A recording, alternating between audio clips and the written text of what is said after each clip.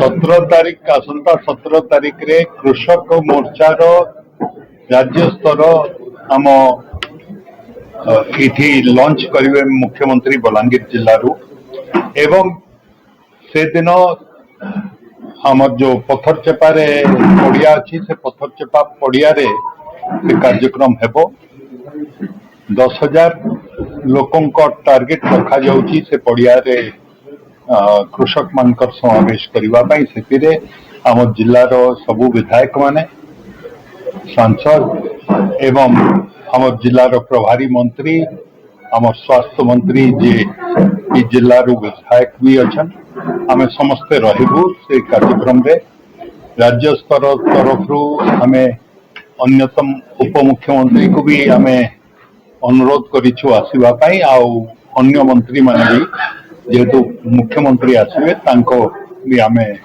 कहीचु आसवाई कार्यक्रम जहाँ आज स्थिर होती कि 10टा रु आम आरंभ करी 12:30 सुधा कार्यक्रम को सारू एवं से सबु प्रकार व्यवस्था कहले लोकों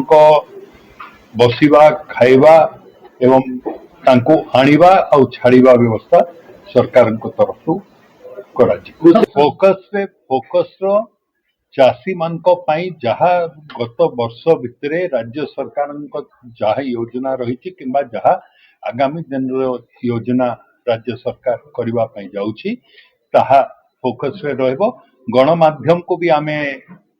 अनुरोध करुचु से दिन समस्ते उपस्थित रहिबे कवर करिवे आउ जेहेतु आपण माने समस्ते यही जिलार आपण भी चाषी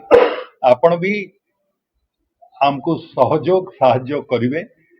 आउ जहा आलोचना हेची जहा प्रचार प्रसार करिवार अछि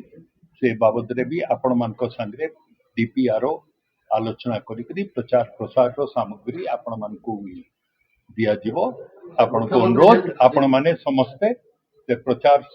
प्रसार रे भी हमको सहयोग करें।